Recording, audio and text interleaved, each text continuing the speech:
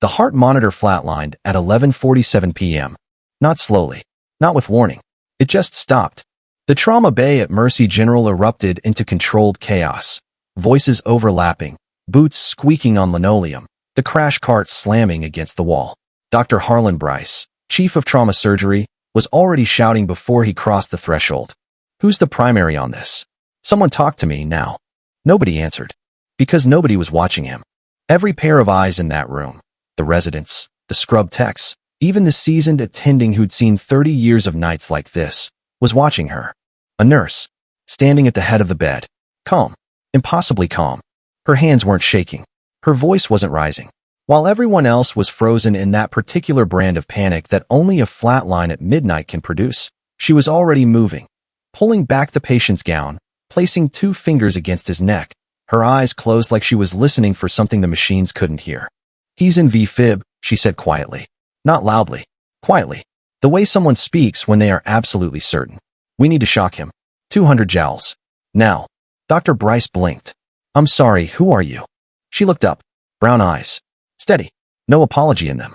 "Margaret Hail," she said. "Night shift. Bay 4. Bay 4 is triage, not." 200 joules, she repeated. "We have about 40 seconds before the window closes." No one moved. That's the thing about hospitals that nobody tells you. It doesn't matter who's right. It matters who has the badge, the title, the years of deference behind their name. And this woman, this nurse, had none of that. Not officially. Not tonight. Dr. Bryce stepped forward, physically positioning himself between her and the patient. "Step back," he said, not unkindly, but with the full weight of institutional authority. "I've got it from here." Margaret Hail stepped back. She crossed her arms. She watched. And 30 seconds later, when Dr. Bryce's first shock failed, and his second failed, and he turned to bark an order at the resident who fumbled the epinephrine, she was still watching, still calm, like a woman waiting for a bus she already knew was late. "Try his left side," she said from behind him. "The lead placement is off. You'll get capture if you move 2 centimeters lateral." Nobody acknowledged her. The third shock failed. 2 centimeters lateral, she said again. Not louder, just clearer. Dr. Bryce spun around. "I said step back. He's going to die." Silence. Not the silence of an empty room. The silence of 7 people holding their breath at the same moment. "He's going to die," Margaret Hail said again, and her voice didn't break, didn't waver, didn't carry a single note of hysteria, just fact, delivered like a weather report. "Unless you move the lead. Right now." Someone in the corner of the room made a decision. The resident, 26 years old, second year, still close enough to medical school to trust anatomy over hierarchy, reached past Dr. Bryce and adjusted the pad placement. 2 centimeters. Lateral. Exactly as instructed. The fourth shock hit. The monitor spiked. Then steadied.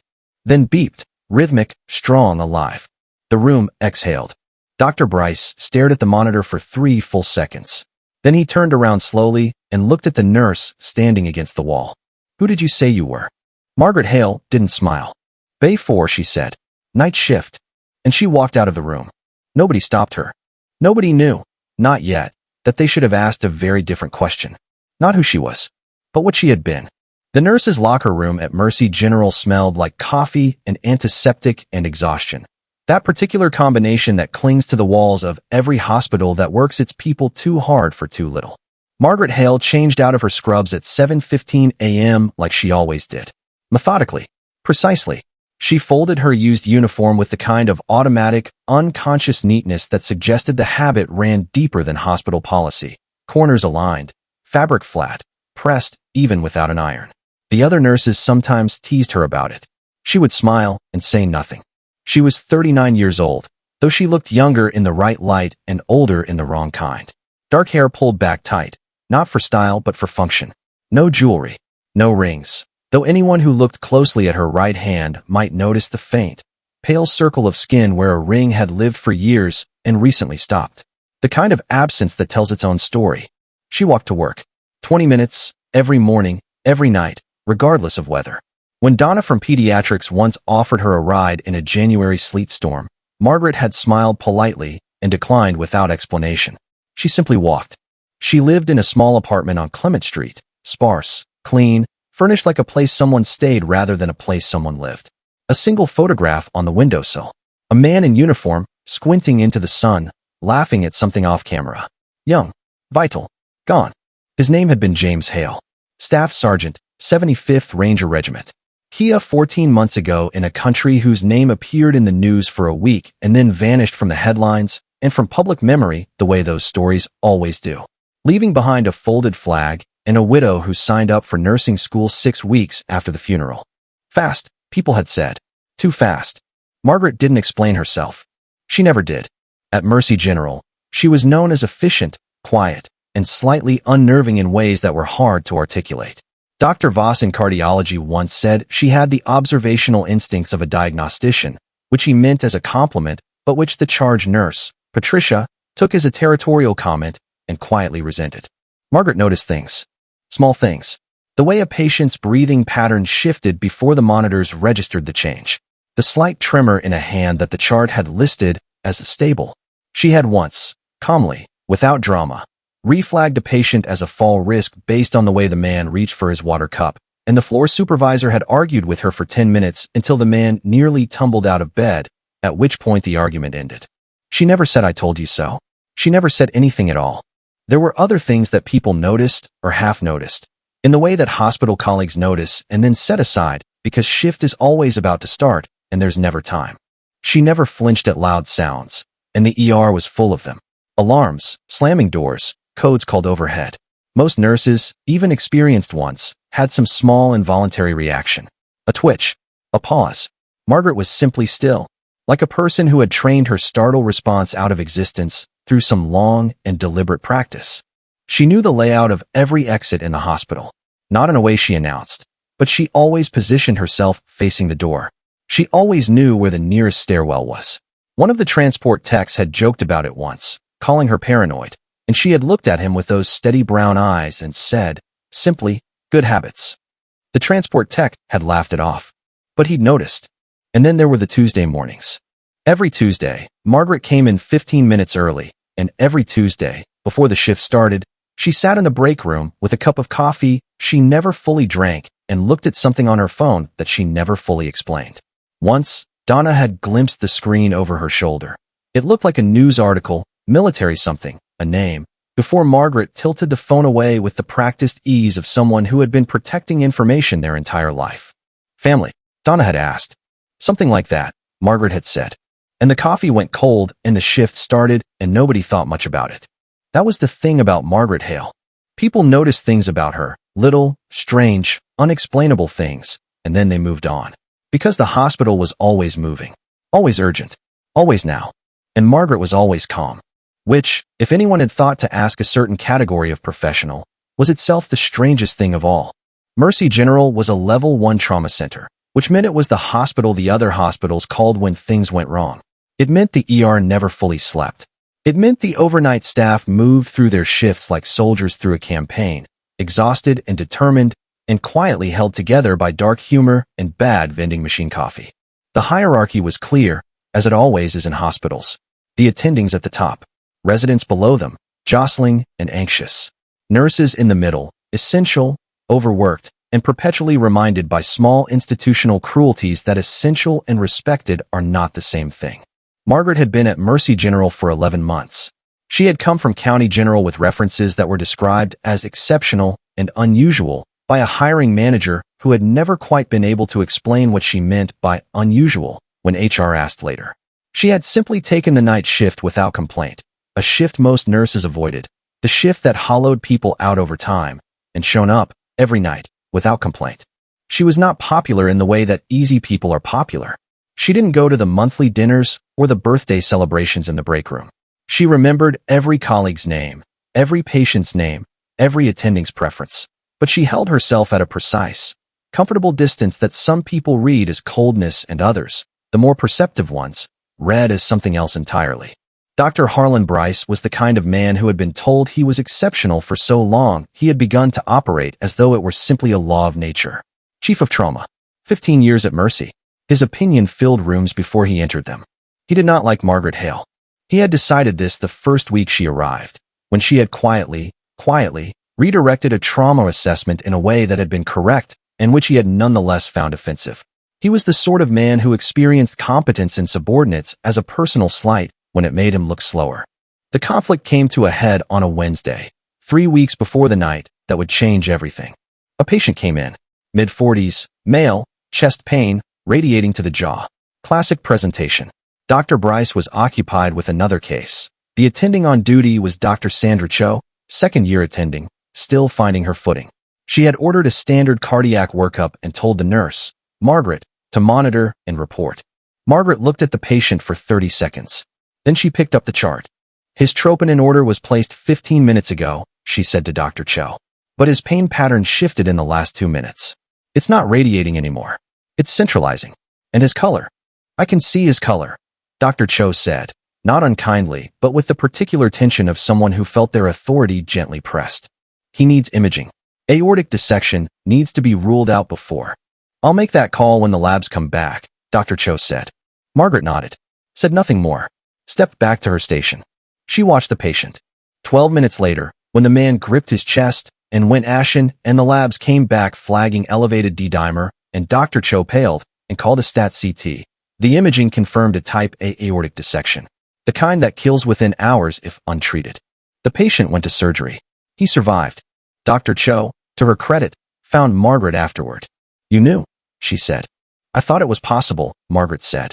How? A pause. Those steady eyes. Pattern recognition, she said. I've seen it before.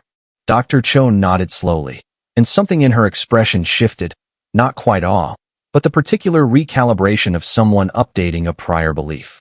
Where did you train before nursing school? Margaret smiled, and it was the kind of smile that answered nothing while appearing to answer everything. County General, she said. Before that, I moved around a lot. Dr. Bryce heard the story secondhand, filtered through the lens of people who told it admiringly, which made it worse. He found Margaret at the nurse's station the next morning and stood beside her in the way that powerful people stand when they want you to feel the weight of their proximity. I've been told you're in the habit of offering unsolicited clinical opinions, he said. She continued charting. I try to be helpful. There's a chain of command in this hospital. I understand that. Do you?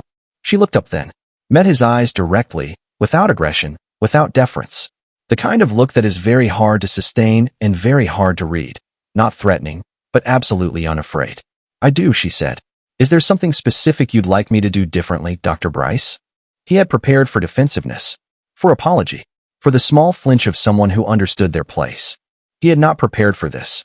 Just stay in your lane, he said finally. Of course, she said, and turned back to her charting. He walked away feeling, somehow, that he had lost something, though he could not have said what, or to whom. Patricia, the charge nurse, had watched the whole exchange from across the station. Later, in the break room, she said to Donna, There's something about that woman. Donna nodded. Right. Like she's been through something. A pause. Like she's still in it, said Donna. Neither of them could have explained exactly what they meant. But they weren't wrong. October arrived cold and the ER got busier, the way it always does when the weather turns and the nights get longer and human beings begin doing the desperate, careless things that desperation and darkness encourage. Margaret worked her shifts. She said little. She saw everything. And the incidents began to accumulate. The first one seemed small. A Thursday night, 2 a.m. A young man came in, early 20s, bar fight, laceration above the eye, slightly drunk and deeply agitated. He had the particular edge of someone accustomed to using his size as a first argument, and when the triage nurse asked him to wait, he stood up, all 6'2" of him, and started toward the desk in a way that made the desk clerk step back. Margaret stepped in front of him. Not dramatically, not with warning. She simply appeared, between him and the desk, hands visible, posture non-threatening, her voice very low and very even. Hey, she said, I know you're hurting. We're going to take care of that. Can you walk with me? The man looked down at her. She was 5'6", slight, in scrubs. He opened his mouth. And then something happened that nobody could quite explain later. Something in the way she looked at him. Not fear, not aggression, just presence, some quality of absolute groundedness that made the air between them feel different. The man's shoulders dropped an inch. His jaw unclenched. Yeah, he said. Okay. She walked him to a bay, got him a warm blanket, talked to him for 4 minutes before the attending arrived. By the time Dr. Cho got there, he was calm, cooperative, apologetic. How did you do that? The desk clerk asked Margaret afterward. He was scared, she said simply. People get loud when they're scared. The clerk nodded like this was a profound insight. It wasn't really. It was just something Margaret knew, had always known, in the specific way that someone who has spent time around frightened, armed people develops a knowledge of fear that goes bone deep. The second incident was harder to dismiss. A cardiac patient, Mr. Delaney, 61, 2 days post-bypass, in recovery, began showing subtle signs of agitation that Margaret flagged on her 3 a.m. rounds. The attending reviewed the chart remotely and said he was fine, post-surgical anxiety, standard, told her to administer the prescribed anxiolytic and move on. She administered it. She also stayed. For 20 minutes, she sat beside his bed, charting nearby, watching, not hovering, not alarming him, just present. At the 23-minute mark, his blood pressure spiked, his breathing changed, and she had the crash cart in the hall before the monitor alarm even sounded. The attending arrived to find the situation already contained. "How did you know?" he asked. "His respiratory rate had been climbing for 40 minutes, she said. 2 breaths per minute every 10 minutes. By the time the monitor flagged it, it was already a crisis. I just tried to get ahead of it." The attending, a good doctor, genuinely good, looked at her for a moment with something approaching wonder. "What's your background?" he asked. "Nursing," she said. "Night shift." He almost pushed further. Almost. But the pager went off, and he left, and the question stayed unanswered in the fluorescent air. The third incident happened in the parking lot, which was where nobody expected anything to happen, because hospitals, for all their interior dramas, generally have very quiet parking lots at 7 a.m. Margaret was walking to her car. No, walking home. She didn't have a car when she heard it. A sound. Nothing dramatic. A car door. A voice, low and pressured. A woman's voice saying, "Please, just let me go." Margaret stopped. She assessed the situation in approximately 4 seconds, the way someone does when assessment is not a practice skill, but an automatic one, hardwired by experience. 2 people beside an SUV. A man with his hand on the woman's arm. The angle of his body, blocking. The woman's posture, compressed, calculated, the particular stillness of someone who has learned that resistance can make things worse. Margaret walked toward them. "Good morning," she said, in the same easy, unalarmed tone she used for everything. She looked at the woman. "Are you heading inside? I think your shift's about to start." The man turned, started to say something. Margaret looked at him, just looked, and there was something in that look, not threat, not challenge, just an absolute, weaponized calmness that stopped whatever he had intended to say somewhere between his brain and his mouth. "She was just leaving," he said. "Perfect," Margaret said. "I'll walk with her." She walked the woman inside. The woman was shaking by the time the doors closed. "How did you know he'd back down?" she whispered. Margaret considered the question for a moment. "I didn't know," she said. "But I've been in rooms with scarier people than that." The woman stared at her. "Who are you?" Margaret handed her a tissue. "Night shift," she said. "Bay 4. The rumors began quietly. The way rumors do, not as accusations, but as questions, passed between people in break rooms and parking lots and the particular intimacy of shared overnight shifts. "Did you see what she did with the Delaney patient? Someone said she talked down that guy in triage like she'd done it 100 times. Have you noticed she never seems surprised by anything?" Patricia brought it to Dr. Bryce as a casual comment.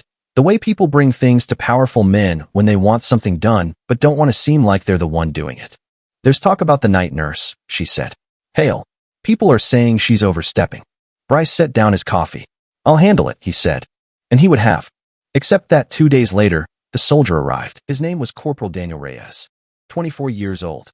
He came in by ambulance on a Friday night. Not from a battlefield, but from a highway, a 3-car accident on the 101, and the EMTs had him at 5 on the GCS and falling. 2 fractured ribs, suspected internal bleeding, and a head wound that had bled through 2 field dressings by the time they hit the bay doors. The night was already maxed out. 4 critical patients, 2 beds in overflow, half the attending staff pulled toward a mass casualty situation from a warehouse fire across town. Dr. Bryce was, for once, the only senior attending available. Dr. Cho was managing 2 patients simultaneously. The residents were stretched past their limits. Reyes came in, and chaos came with him. The first problem was the airway. His jaw was fractured, not confirmed yet by imaging, but Margaret, watching from Bay 4, saw it in the angle of his mandible, the way the muscles on the left side of his face weren't tracking. And when Dr. Bryce attempted to intubate, the tube placement became a problem immediately. "I can't get a clear view," Bryce said. Blood, from what precise source was still unclear, was compromising visualization. "Someone suction now." The suction canister was clogged. Someone ran for another. 30 seconds. Then 60. The monitor dropped. O2 sats going south. Margaret was already at the supply station. She returned with the surgical airway kit, the one for when intubation fails, and set it on the tray beside Bryce without comment. He looked at it. Looked at her. His jaw tightened. "I don't need that," he said. "I'm just making it available," she said. He went back to the airway. Third attempt. The tube seated. The sats came back up. But the clock was ticking, and there were more problems. Reyes's pressure was dropping. 60/40 when it should have been 90/60 at minimum. Internal bleeding. Almost certainly. The question was where. The bedside ultrasound was inconclusive. The images were murky. The tech performing it was a resident who had done perhaps 40 such studies, and what she was seeing could have been free fluid in the abdomen or artifact from the angle. "I'm not seeing a clear spleen," the resident said, her voice tight. "Could be liver. Could be mesenteric." "Get CT," Bryce said. "He won't make it to CT," Margaret said from behind him. Silence. Everyone heard it. "Excuse me."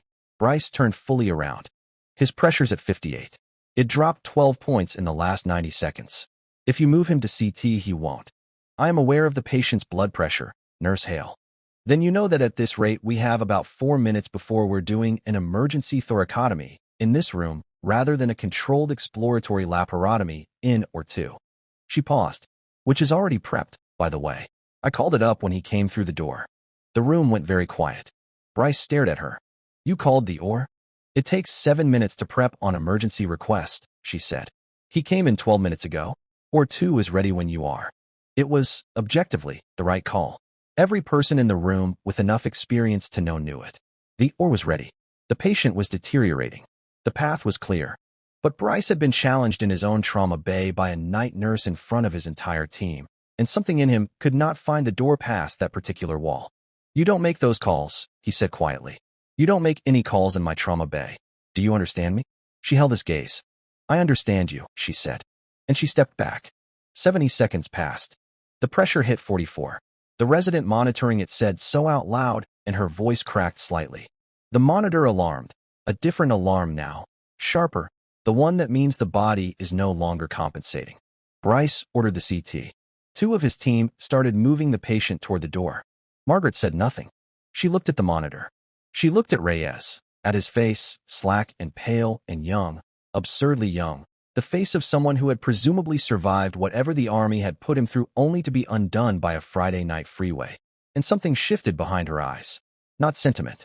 Not breakdown. Something harder than that, and older. She looked at the number on the monitor. Then she looked at Dr. Cho, who was watching from the doorway with the expression of someone trying to calculate a very fast and very consequential math problem. "If you move him," Margaret said, not to Bryce, not anymore, directly to Cho, "he arrests in the hallway." Cho looked at Bryce. Bryce was already out the door. Cho looked at the monitor. At Margaret. At the patient. She made her decision. "Stop," she said loudly. "Stop moving him." She stepped to the center of the room. "We're calling, or to come to us. Full surgical team to Trauma Bay 1. Right now." She looked at Bryce's retreating back. "Dr. Bryce." He stopped in the hallway. Turned. Saw the monitor. 38 systolic. Something changed in his face. The particular change of a man stepping past his ego into his training. "Get your team down here," he said quietly. "And someone get me another large bore 4. He looked at Margaret. She was already holding it. The next 9 minutes were controlled violence. The organized, urgent brutality of emergency surgery on a gurney. Lights repositioned. Instruments opened. The OR attending arriving breathless with his team just as the incision was made. Margaret was at the head of the bed, monitoring vitals, managing the fluid running in the second 4 line, her hands moving with a steadiness that one of the OR nurses, a 20-year veteran, later described as surgical. Not nursing level steady. Surgical. The source of bleeding was identified. A splenic laceration, deep, arterial, and controlled. The pressure responded. 38 became 50. 50 became 70. 92. The OR attending exhaled audibly. "He's going to make it," he said. Margaret looked at the monitor for a long moment. Then she looked at Corporal Daniel Reyes's face. And for just 1 second, one unguarded second that nobody in the room was watching for, because they were all watching the monitor, something moved across her expression. Not a smile. Not tears. Something between them. Private. Ancient. She set down the 4 bag. She stepped back. She had almost made it to the door when Reyes, still barely present in this world, moved his lips. It might have been nothing. Sedated patients do that. Fragments of consciousness breaking the surface. But the resident closest to him heard it. A word. Slurred, half-formed. A name. Hail. The resident looked up. Looked at Margaret, who had stopped. Completely still. One hand on the door frame. Sergeant. Hail. The room was very quiet. Margaret turned around slowly. She looked at Corporal Reyes's face for a long moment. And then she closed her eyes. She sat with him for 2 hours after he came out of surgery. She signed herself off the clock to do it. Pulled a chair to the side of his recovery bed and sat the way she sat for things that mattered. Quiet, upright, fully present. When he surfaced, groggy, confused, turning his head toward the light the way all post-surgical patients do, his eyes found her face before they found anything else. And they focused. Margaret Hail, he said. His voice was gravel and static, but his eyes were clearing. Captain Hail. Dr. Cho was in the doorway. She had come to check on the patient. She stayed for everything else. I served with your husband, Reyes said. Margaret nodded slowly, like she had been waiting for this sentence for 14 months and had prepared herself for it in advance. He talked about you, Reyes said. All the time. We used to tease him about it. A pause while he worked to stay conscious. He said you were the best field medic the regiment had ever seen. Dr. Cho went very still in the doorway. Said you could keep someone alive in a ditch with a pocket knife and a tourniquet. James exaggerated, Margaret said quietly. Did he? Reyes's eyes held hers. Because I've been in a lot of hospitals since I got back. Seen a lot of nurses, a lot of doctors. And whatever you just did in that trauma bay, he swallowed painfully. That wasn't nursing school. The thing was, it hadn't been. Margaret Hail had not started as a nurse. She had started as an 18 Delta, Special Forces medical sergeant. One of fewer than 200 women to complete the Q course in the history of the program, achieved after a regulatory change that she had quietly lobbied for and never publicly claimed credit for. She had deployed 4 times, had kept soldiers alive in conditions that civilian trauma surgeons encountered only in textbooks, had managed airways without equipment, circulatory collapse without blood products, traumatic injuries in the dark and the cold with the nearest or 600 miles away. She had also fallen in love with a man named James Hail who was steady and funny and believed without question that she was the most capable person he had ever met. They had married between deployments, had planned, quietly, tentatively, in the way that people plan things when they understand that plans are fragile, for after, a house, a dog, a life at a slower speed. And then the notification team had come to her door, and the after had stopped. She had left the military 8 weeks later, not because she was broken, though pieces of her were, pieces that she managed with the same methodical precision she applied to everything, but because she could not be inside the structure anymore, could not wear a uniform that James would never wear again, could not operate within a system that had consumed the one thing she'd held outside it. So she had done the civilian thing, the visible, ordinary thing. Nursing school, condensed, accelerated, her instructors quietly bewildered by a student who performed clinical assessments faster and more accurately than their residents, who had to be taught not what to do, but simply what she was allowed to do under her new license.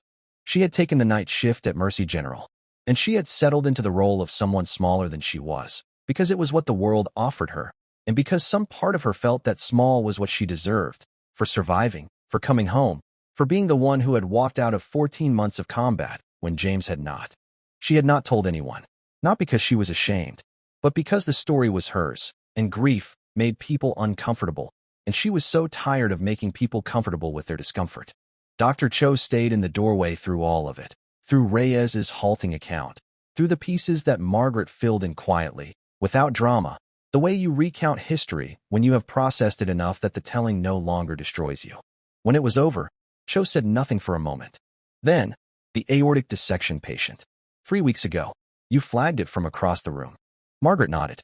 And tonight, calling the OR before he was even assessed. Standard trauma triage. I've run a lot of trauma. In a combat zone.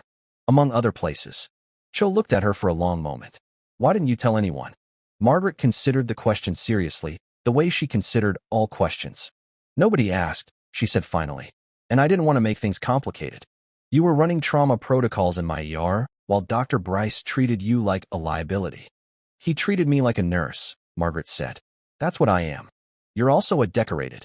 I'm a nurse, she said again. Not with force. Not with bitterness. with the quiet authority of someone who has decided who they are, regardless of what they were. I'm trying to help people. That's all. Cho looked at her. Then she nodded. Slowly. Okay, she said. Okay. She left the room. Margaret turned back to Reyes. He was watching her with the particular look of someone who has survived something and is still working out what it means. He would have wanted you to know, he said. James. He would have wanted someone to know. She looked at him. You know, she said softly. He nodded. Yeah, he said. I guess I do. It happened in the morning meeting. Monthly trauma review. All attendings, senior residents, department leadership. Margaret was not supposed to be there. She was not invited. She was night shift. She was a nurse. Dr. Cho had invited her. She sat in the back row in her regular clothes, jeans, a gray pullover, and waited. Dr. Bryce presented the Reyes case. Efficiently, accurately, crediting the team for the rapid or response, crediting the or attending for the surgical outcome. He did not mention Margaret. Dr. Cho let him finish. Then she stood up, and she told the room everything. Not loudly, not accusingly, just clearly. The 18 Delta qualification. For deployments. The field trauma experience. The aortic dissection catch. The airway kit. The ER call. The 4-line in the trauma bay while blood pressure cratered and time dissolved. The room was silent. Dr. Bryce sat very still. When Cho finished, the department chair, Dr. Anand, a quiet, serious man who had been in medicine for 30 years, looked at Margaret in the back of the room. Is this accurate? He asked. More or less, she said. A pause. We owe you an apology, he said. She shook her head. You owe your patients better systems, she said. So that the next time someone with experience shows up in your ER, you don't spend 3 minutes deciding whether to listen to them. The room absorbed that. Nobody argued. Dr. Bryce looked at his hands for a moment. Then he looked up and across the room at Margaret, and in his face was something that had cost him something to get there, something real. You saved his life, he said. We saved his life, she said. That's how it's supposed to work. She stood up, picked up her jacket. I have a shift tonight, she said. Bay 4. And she walked out. And this time, when the room watched her go, they understood what they were watching. Not a night nurse. Not someone small. A woman who had chosen, deliberately, every single day, to do an extraordinary thing in an ordinary way. Because some people serve loudly, wearing it like armor. And some people serve quietly, and just as completely. That evening, before her shift started, Margaret sat in the break room with a cup of coffee she wouldn't finish. She looked at the photograph on her phone. James, squinting into the sun, laughing at something she had said that she could no longer remember. She wondered sometimes if he would recognize what she had built from the wreckage of losing him. If he would understand why she had traded a uniform for scrubs, a combat zone for a fluorescent hallway, the title of sergeant for just a nurse. She thought he would. She thought he would have laughed, that big, warm laugh, and said, Of course you did. Of course you just showed up and helped people without making a big deal about it. That's the most true thing I have ever heard. She put the phone in her pocket. She finished the coffee. She walked out to bay 4. And here is what I want to ask you. The one who has watched this far straight through every moment of this story. If you had Margaret's skill, his history, his gripe, would you have stayed quiet too? Or would you have made yourself known? Tell me in the comments. I read everyone.